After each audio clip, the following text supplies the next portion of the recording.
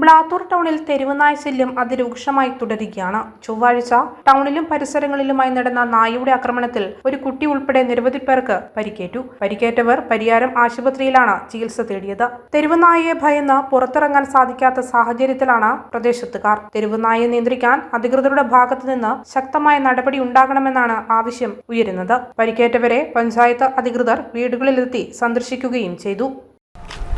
ഇന്നലെ ഈ ബ്ലാത്തൂരിലെ ജനങ്ങൾ ഒരു ആശങ്കയിലെ മുൾമുന്നിൽ നിന്നിട്ടുള്ള ദിവസമായിരുന്നു. അപ്പോൾ ഇനി ആ പട്ടിയെ പിടിച്ചിട്ടുമുണ്ട്. ഇനി ആശങ്കക്ക് വകയുണ്ടോ? ആശങ്കക്ക് വകയുണ്ടോയെന്ന് ചോദിച്ചാൽ ഇപ്പോൾ ആ പട്ടി മനുഷ്യരെ കടിച്ച പോലെ തന്നെ ഏതെങ്കിലും മൃഗങ്ങളെ കടിച്ചിട്ടുണ്ടോ എന്നുള്ളതാണ് ഇനി ഒരു പരിശോധനക്ക് നമുക്ക് നോക്കേണ്ടത്. ഇപ്പം ഏതെങ്കിലും പട്ടികളെ ഉണ്ടോ അല്ലെങ്കിൽ വളർത്തുമൃഗങ്ങളെ ആരെങ്കിലും പട്ടി കടിച്ചിനോ എന്നുള്ളത് നോക്കിയാലേ പറയാൻ പറ്റൂ. ഇപ്പം എല്ലാവരും ആവശ്യമായ ചികിത്സയെല്ലാം തേടി നമ്മളിപ്പോൾ എല്ലാ വീട്ടിലും അവരെല്ലാം പോയി കണ്ടിട്ടുണ്ട്. അപ്പം 2-3 ആളുകൾക്കാണ് കുറച്ച് നല്ല പരിക്ക് പറ്റിയിട്ടുള്ളത്. അപ്പോൾ അവർ തുടർ ചികിത്സ എന്ന രീതിയിൽ നടത്താൻ വേണ്ടി പറഞ്ഞിട്ടുണ്ട്. പിന്നെ ക്യാച്ച് ടീം വന്ന് ഇന്നും നമ്മളെ ഭാഗത്തെല്ലാം ഇത് നടത്തിയിട്ട് പട്ടികളെ ക്യാച്ച് ചെയ്ത് കൊണ്ടുപോയിട്ടുണ്ട്. അപ്പം ആശങ്കക്ക് വകയുണ്ടോ എന്നുള്ളതാണ്. ഇപ്പം മറ്റ് മൃഗങ്ങളെ ഏതെങ്കിലും കടിച്ചിട്ട് എന്തെങ്കിലും പ്രയാസം ഉണ്ടെങ്കിലേ ഇനി പ്രശ്നമുള്ളൂ. മറ്റിപ്പം വേറെ പ്രശ്നമില്ല. കടിച്ച പട്ടീനെ അവർ ക്യാച്ച് ടീം ഇന്നലെ തന്നെ ക്യാച്ച് ചെയ്ത് കൊണ്ടുപോയിട്ടുണ്ട്. മുൻകരുതൽ എന്ന രീതിയിലാണ് ഇപ്പോൾ എല്ലാവരും വടിയെല്ലാം എടുത്തിട്ടാണ് നടക്കുന്നത്. പ്രത്യേകിച്ച് പശു വളർത്തുന്നവരെല്ലാം പശുവിനെല്ലാം വയലിലെല്ലാം കെട്ടുന്നതുകൊണ്ട് തന്നെ അതിൻ്റെ ചുറ്റുവട്ടത്ത് തന്നെ നിരീക്ഷിക്കുന്നുണ്ട് അവർ. സീരിയസ് ആയിട്ടുള്ള മുറിവല്ല, പക്ഷേ 2-3 ആളെ മുറിവ് പരിക്ക് കുറച്ച് നല്ല കാണാനുള്ള പരിക്ക് തന്നെയാണ്. ഒരു മാലതി എന്നെല്ലാം പറഞ്ഞ അവർ പരിക്കെല്ലാം കുറച്ച് തൊഴിലുറപ്പിൻ്റെ പണിക്ക് പോയെടുത്തുനിന്നാണ് അവർക്ക് ഈ പരിക്ക് പറ്റിയിട്ടുള്ളത്.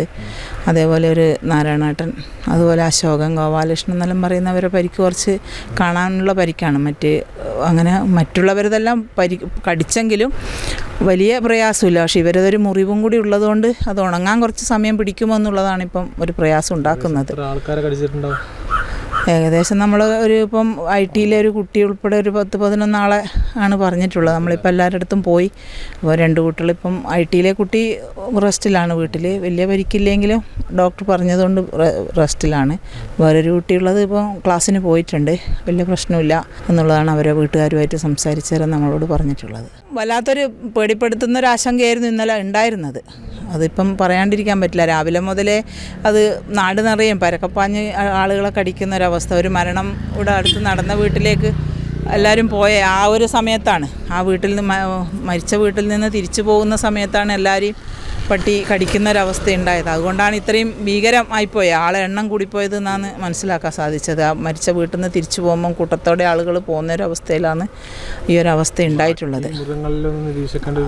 നിരീക്ഷിക്കണം. അത് വെറ്റിനറി ഡോക്ടറുമായിട്ട് സംസാരിച്ചിട്ടേ വീട്ടിലേതെങ്കിലും പട്ടികളെയോ ആരെയും കടിച്ച മൃഗങ്ങളെല്ലാം നോക്കാൻ വേണ്ടി നിരീക്ഷിക്കാൻ വേണ്ടി വീട്ടുകാർക്ക് നിർദ്ദേശം കൊടുക്കാൻ വേണ്ടി പറയാം. അതാണിപ്പം പറയാനുള്ളത്. ഇന്നലെ ബ്ലാത്തൂരിലെ ജനങ്ങൾ ആശങ്കയുടെ മുൾമുനയിൽ നിന്ന ദിവസമായിരുന്നു. തെരുവുനായകൾ ഇറങ്ങി 12-13ഓളം ആളുകളെ കടിക്കുകയും അവരെയൊക്കെ ഹോസ്പിറ്റലിലേക്ക് മാറ്റിയിട്ടും ഉണ്ടായിരുന്നു.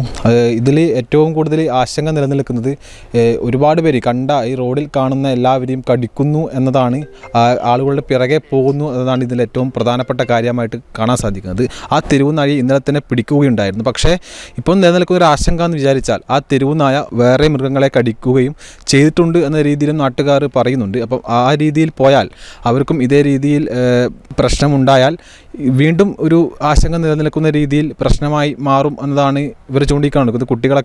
കുട്ടികളൊക്കെ നിരന്തരം പോകുന്ന വഴിയൊക്കെയാണ്, ആ വഴിയിലൊക്കെയാണ് ഇങ്ങനെയുള്ള പട്ടികൾ ഉണ്ടായി ഈ പ്രശ്നങ്ങൾ നിലനിൽക്കുന്നത്. ഈ പഞ്ചായത്ത് പ്രസിഡൻ്റൊക്കെ പറയുന്ന ഒരു കാര്യമുണ്ട്, എന്തായാലും ആശങ്കക്ക് വകയുണ്ട്. എന്തായാലും എല്ലാവരും ഒന്ന് കരുതിയിരിക്കുക.